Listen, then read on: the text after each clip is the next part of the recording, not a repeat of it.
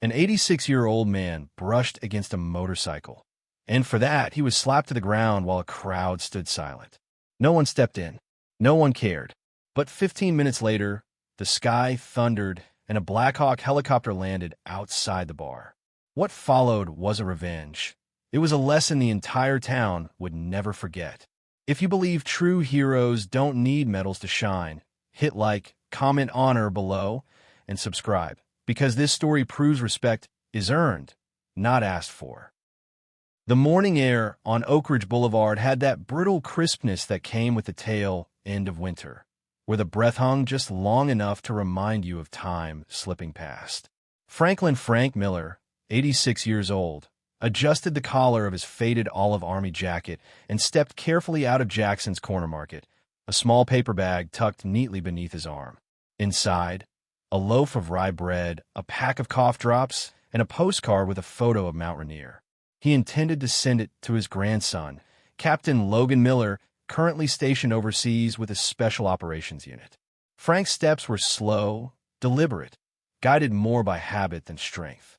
His knees ached, his back had stiffened years ago, and his cane was no longer a backup but a necessity. Still, there was dignity in how he moved and how he didn't complain. He had walked this same route every Thursday for the past 12 years. Stop at Jackson's, coffee at Annie's Diner, then back home, just a man and his thoughts. Across the street, a row of motorcycles gleamed like trophies under the mid-morning sun. Parked outside the Rusted Spur Saloon, they were surrounded by a group of bikers loud with laughter and beer-laced banter.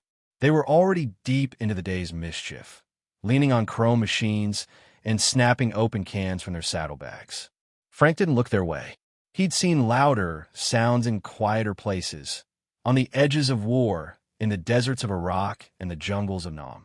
He knew the bark of bravado when he heard it. It never moved him. As he shuffled past the row of motorcycles, the hem of his jacket barely grazed one of the handlebars. The bike wobbled slightly, but didn't fall. Frank stopped at once, turned slowly, and raised a hand. "Didn't mean to touch it, son," he said, his voice raspy but steady. "Jacket's thicker than I thought." It wasn't sarcasm. It wasn't defiance. It was the kind of apology that came from a man who'd spent his life teaching younger soldiers to take responsibility, even for accidents.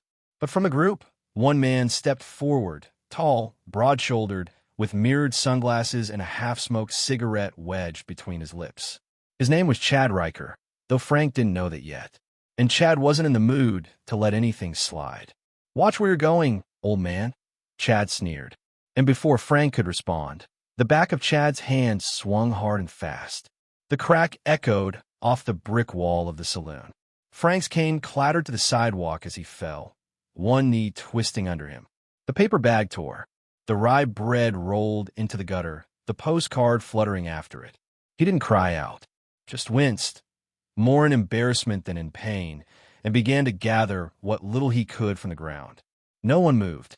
From the outdoor patio of Annie's Diner, a waitress froze with a tray in her hand, but turned away as if she hadn't seen. A couple walking their dog on the opposite sidewalk crossed the street without a word. Inside the saloon, laughter resumed. Chad turned back to his friends, smug and unbothered. "Guy ran into my bike," he muttered, probably half blind. Frank, still on one knee, picked up the postcard, now smudged with sidewalk grime. His lip was bleeding. His pride was bruised. But his hands, those old scarred hands, still moved with a quiet steadiness as he returned the loaf to the torn bag and reached for his cane. He eased himself onto the nearby bench at the Oakridge transit stop, his breath coming in short, slow bursts. His hearing aid buzzed faintly. The pain in his jaw throbbed, but he didn't reach for it. Instead, he stared ahead, not at anyone, just through time. He had once crawled through burning wreckage to drag two young soldiers to safety. Now, in 2025, he couldn't get a stranger to hand him a napkin for the blood. He reached in his coat pocket, pulling out a battered flip phone with a cracked screen. There were only a few contacts listed. One of them, Logan, emergency only. Frank pressed the button. Just once. Then he sat back, straightened his spine as best he could, and waited. Not like a man in trouble, but like a man waiting for something he knew would come. Not from panic, but from preparation. 15 minutes passed.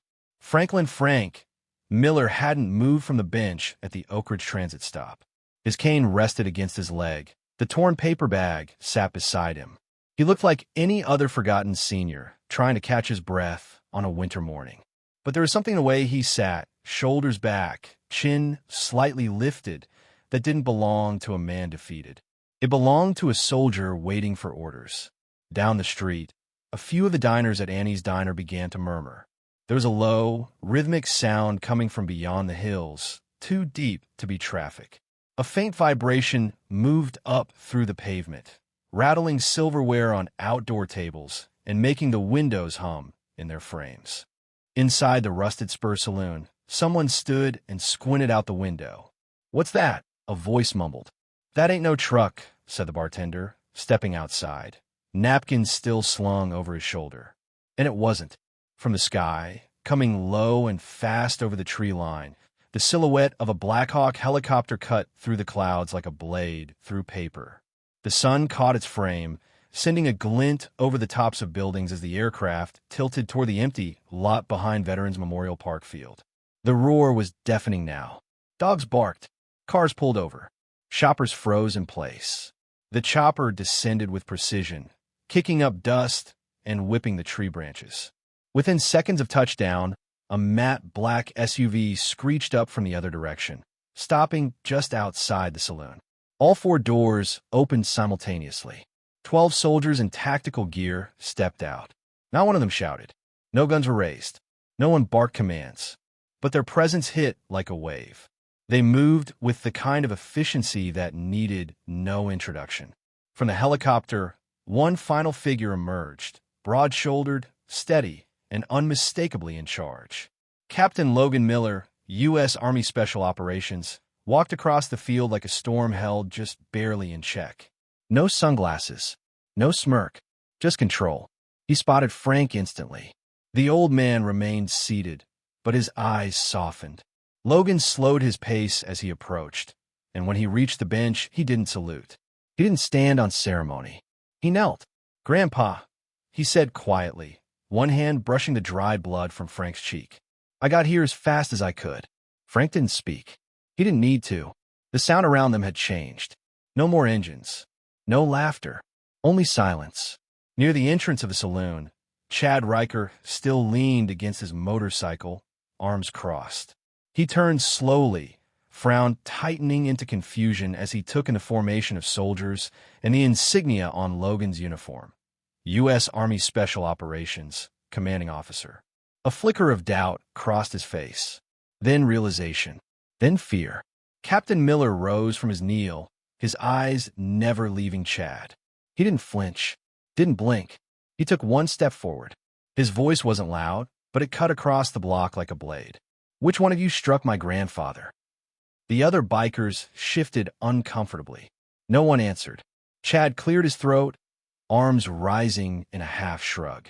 "Hey man, it was just some old guy. He bumped my bike. That old guy served this country before you could spell your own name." Logan's words didn't rise in anger, but each syllable landed like a strike. Someone watching from a nearby porch whispered, "Oh, damn." Chad tried to puff his chest, his voice now brittle. "So what, you think you can just show up like this?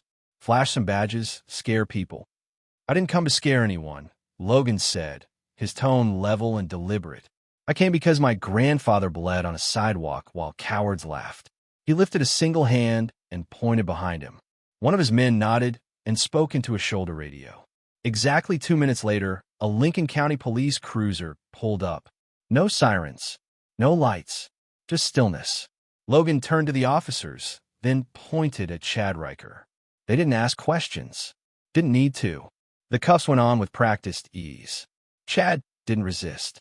His confidence had already been stripped away by something colder than rage. Quiet, unshakable authority. As he was led to the cruiser, the street watched in stunned silence. For the first time, eyes turned not away, but toward the old man on the bench. Frank sat with his hands resting on his cane. He hadn't said a word, and yet the entire block had been rearranged by his presence.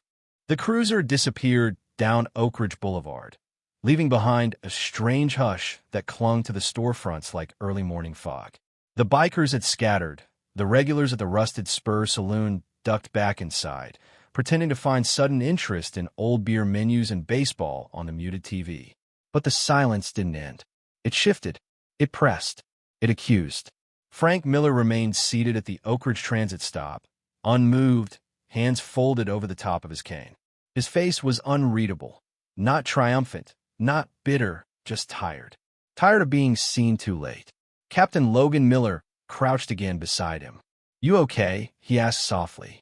Frank gave the faintest nod and an almost smile. "I've had worse," he muttered, eyes straight ahead. Then, after a beat, but not in front of so many people who did nothing, the line hung in the air like smoke. A woman with gray streaks in her hair stepped forward from outside Annie's diner, clutching a neatly folded handkerchief in both hands. Her voice shook. I should have said something. I'm sorry."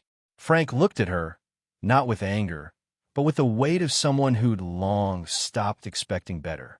Still, he accepted the handkerchief and nodded. That was when it began. A young man in a hoodie, standing by the coffee shop, slowly removed his baseball cap. Across the street, a father lifted his daughter onto his shoulders and whispered something into her ear. She looked toward Frank and gave a small, unsure wave. Near the park fence, a boy no older than 10 stood stiffly and raised a salute, clumsy, off-center, but earnest. One by one, people emerged, store owners, delivery drivers, students, retirees. They didn't cheer. They didn't applaud. This wasn't spectacle. It was something heavier. Respect. Long overdue. An older man with a navy tattoo stepped forward, chest out, arms at his sides. He stopped a few feet from Frank and stood at attention. Next came a woman in an Air Force cap, then a tall man in jeans with an old Marine Corps patch sewn onto his jacket. They didn't speak. They simply formed a line along the sidewalk, veterans recognizing a veteran.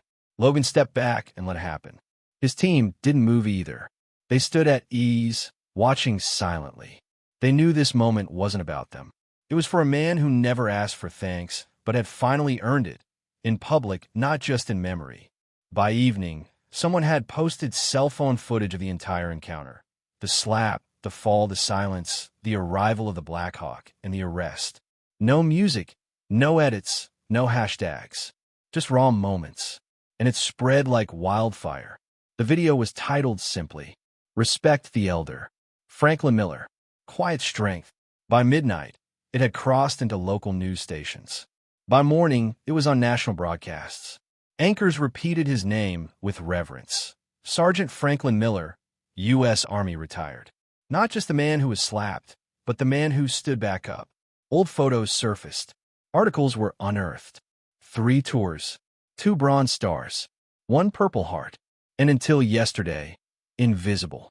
The mayor of Oakridge called Logan personally. "We want to honor him," the mayor said. "A formal event. Town green. Flags, ceremony, the whole city there. Will he come?" Logan hesitated.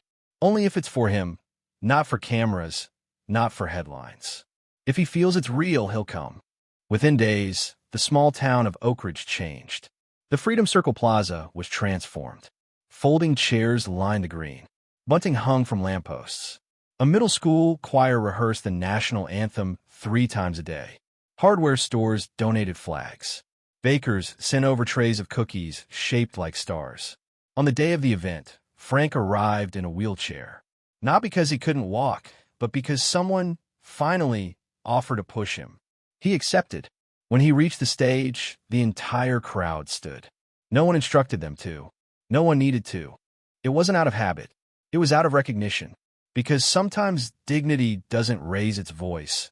It just sits patiently, waiting to be seen. The crowd at Freedom Cirque stood in see. Not out of obligation, but out of reverence. Frank wore his old army jacket. The fabric had faded, and the stitching had worn thin in places, but the name tag still read him. He didn't. The mayor gave a short, polished speech about service and GR. What they remembered was what came next. Captain Logan stepped. He looked over the crowd, then down at his grandfather. For a long moment, he didn't say anything. When he finally spoke, his voice carried through the plaza. Not with volume, but with ka. My grandfather never raised his voice, never demanded anything. He paused. He taught me what strength looks like, not the kind that breaks things, but the kind that holds things together when everything else falls apart. For most of my life, he walked this town invisible. But now, finally, Logan turned to his grandfather and gave a crisp nod. And now the world does too. He stepped back. Frank didn't speak. He simply raised one hand from his lap and held it aloft for a moment. Firm, solid, grateful. The applause began, not loud or raucous, but steady, building from the front rows backward until it swept. It lasted nearly not for medals, not for Revan, but for every quiet act of service that had gone unrecognized until now. A few days after the ceremony, a plain envelope arrived at Frank's home. No return address.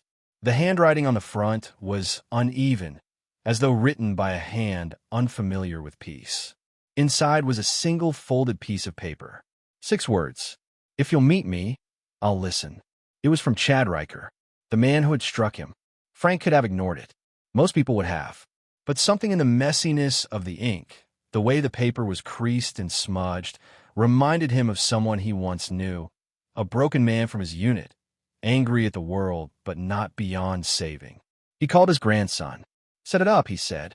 Just a short meeting. Before the trial. The room at Lincoln County Courthouse was small and bare. No uniforms. No cameras. Just a single table and 2 chairs. Chad entered first. Gone were the sunglasses, the swagger, the smirk. He wore a plain button-down shirt, sleeves rolled up. His hands were clenched together on the table, knuckles white. When Frank entered, Chad stood instinctively, then sat back down. He didn't know what to say. I didn't know who you were, he muttered, avoiding eye contact. Frank sat across from him, still and composed. That's the problem, he replied quietly. You didn't care. Chad swallowed hard. My dad was a soldier too. Vietnam. Came back different. I grew up hating uniforms. Thought they took him from me. Frank nodded slowly. I knew men like him. Lost just as much as they brought home. There was no anger in his tone. No judgment. Just understanding. Just the kind of strength that had room for someone else's weakness. The conversation at Lincoln County Courthouse didn't last long. There were no speeches, no breakdowns. Just a table, 2 chairs, and the space between an old man's quiet steadiness and a younger man's shame. Chad Riker slid a folded piece of paper across the table. It was damp around the edges, signed at the bottom. Judge's orders or not. I'm starting therapy. Signed up to volunteer at the VA downtown, he said, voice rough. I want to earn something back. Frank glanced at the form, then at the man who had once knocked him to the ground with a backhand. He placed one weathered hand over Chad's. You want to earn it fast, he said gently. But every day you show up, you'll get closer. Chad's shoulders trembled. He nodded without words, eyes glassy, and wiped his face with the sleeve of his shirt. That moment never made the news. There were no cameras, no viral clips, but it changed 2 lives in that quiet room. 6 months later, the corner of Washington and Pine Street looked different. Where a cracked sidewalk and forgotten flower beds once sat, now stood a bronze plaque set into a polished granite wall. It read, in honor of Sergeant Franklin Miller, a quiet shield between us and chaos. Below that, etched deeper than the rest. He never asked to be seen. He simply stood. People paused now as they passed. Not everyone, not every day, but enough. A teenage boy once whispered, thank you, and left a single sunflower. A group of school children traced the letters with their fingers during a field trip. A local artist painted Frank's silhouette into a mural at Miller Honor Grounds, now the official name of the park behind the Rusted Spur Saloon. The bar never contested the change. It had gone quiet ever since. Frank still walked on Thursdays. Same boots, same coat, same pace. But now, someone always waved first. A teenager on a skateboard would nod respectfully. A recruit from town would stop to shake his hand. A father would point him out to his child, not as a legend, but as an example. Chad Riker was part of that change, too.